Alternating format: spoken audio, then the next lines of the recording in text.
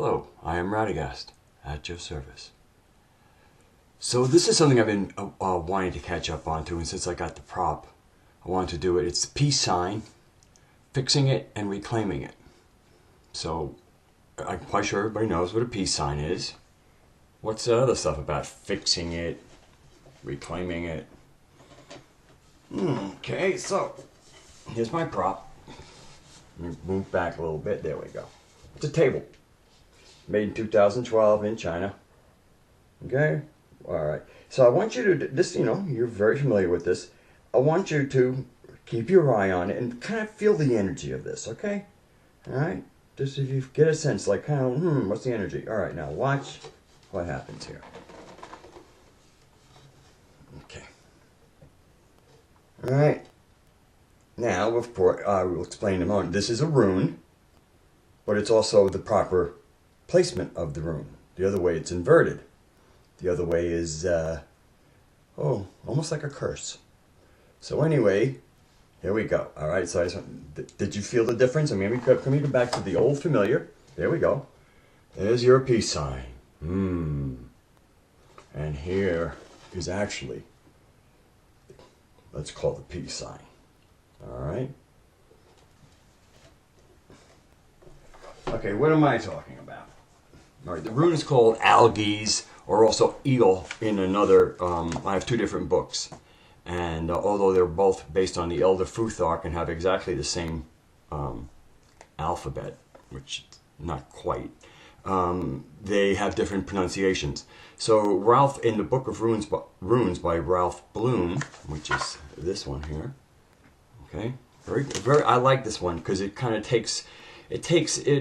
makes it more Western, modern, appropriate, and where with typical runic stuff, some of it can get quite dark. My runic workbook is a lot more balanced, but much more insightful. But anyway, so here it is again, a little picture of it. There we go. And as you can see, it says protection, Sedgor rushes the elk.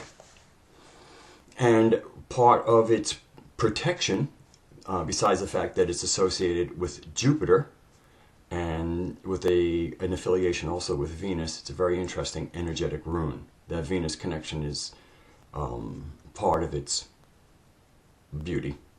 And then the elk, which is where where Algies isn't quite that, where in the Eel, which is E-O-L-H, and my other runic workbook, that actually is elk, and I guess in Teutonic. So this is a rune. This is control of the emotions that issue here during times of transition, shifts in life. Okay, he's very philosophical, so it's not the meat that I'm looking for. Now I was hoping that you might have noticed a difference, because the real difference, of course, this is a rune of protection. To me, it works in a couple of. One of the things is it's very shape.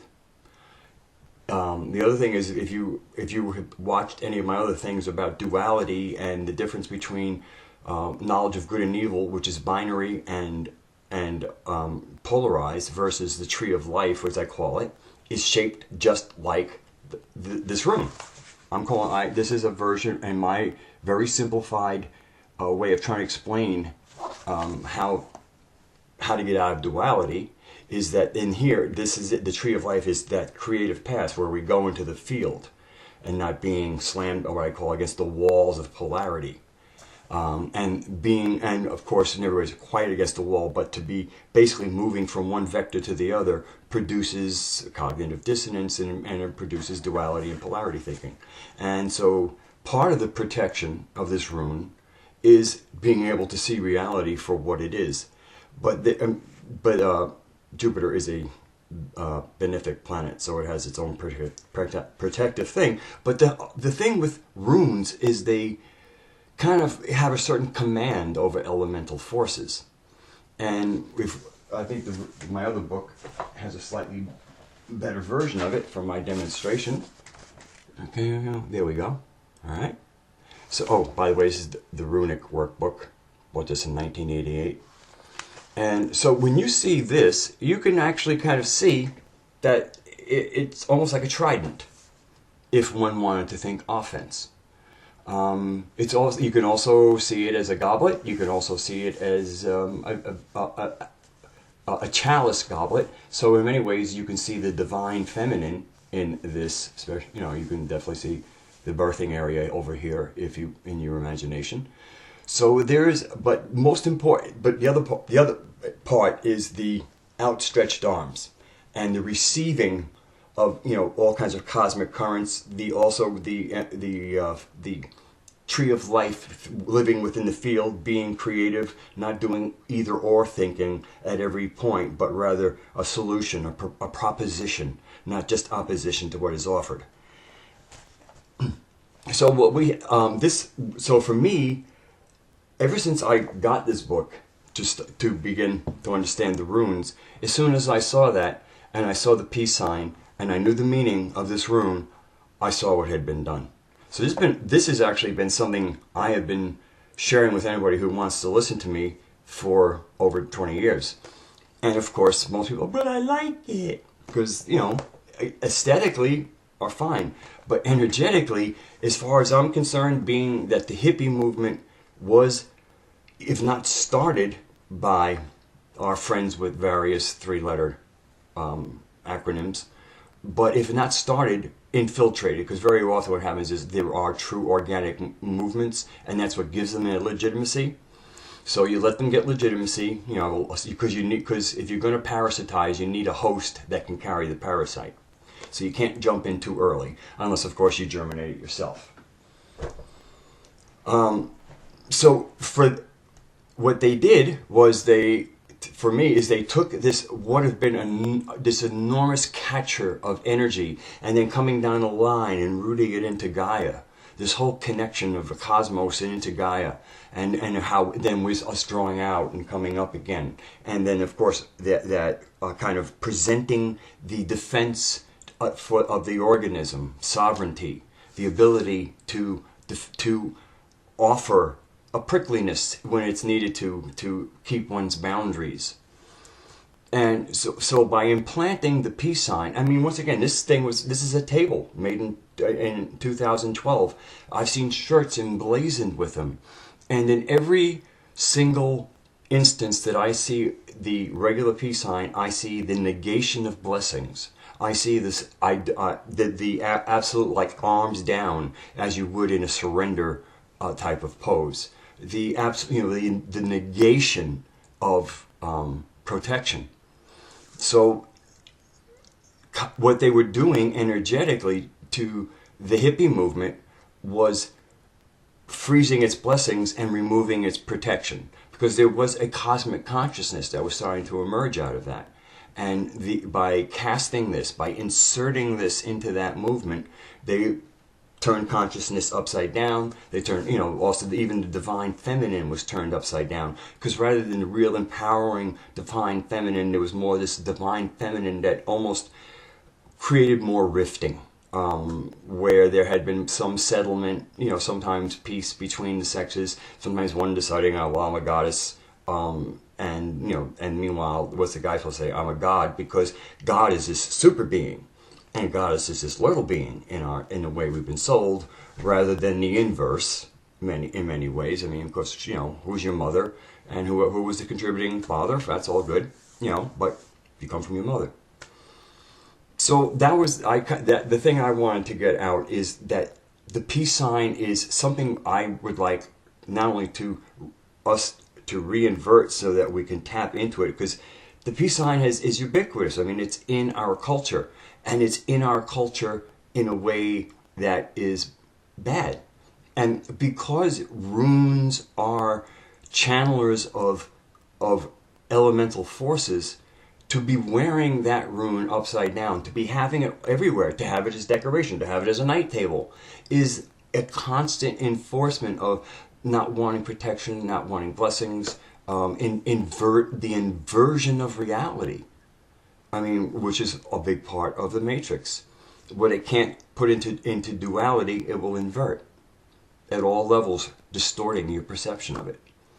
So I hope that made some sense. I mean, really, this is conceptual, and it's but seeing the peace sign for what I think it is isn't like, oh, that's conspiracy theory. That's all conspiracy theories basically are when you open the book and find out the book of dirty tricks and how they work. And just where they, supposedly work with the Illuminati signs, that's really turf. That's a turf war, in my opinion. In our psychic space, they're telling us what the symbols are, and then they're planting them there. And it's kind of like, they're pissing on our turf in a way. Here's my symbol, see me, and it's a show. It's bluster, actually. And but our symbol, again, our symbol of the the hippie age or whatever is a completely disempowered symbol. I mean, I really feel it hurt the peace movement because the peace movement did not get the blessings. It did not get the guidance it deserved. I mean, I probably should have kept the book open a little bit longer here. I mean, I can pick it up. I mean, there's some really brilliant stuff in here. There you are. Reversed. Okay, this is the peace sign as we know it. The keynote of Eel reversed is vulnerability. First sentence, vulnerability, and that's what they wanted to do. They wanted to make the peace movement vulnerable to either inner forces or too weak to resist the outer forces. In reverse, the negative aspect of sacrifice is brought into play. The negative aspect of sacrifice. So, I mean, it goes on, and the reverse part is the most meaningful, actually, to pull from this right now, is because of that imprint. I'm trying to think if I can pick up anything. I mean, this is a lot of comment. Beryl Mercer names this rune means heel pebble.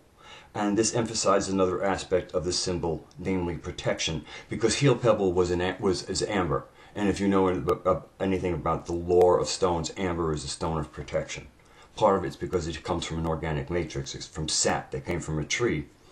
And that organic, it's like shells and pearls. They have a little extra juice to them because they come from organic material to start with.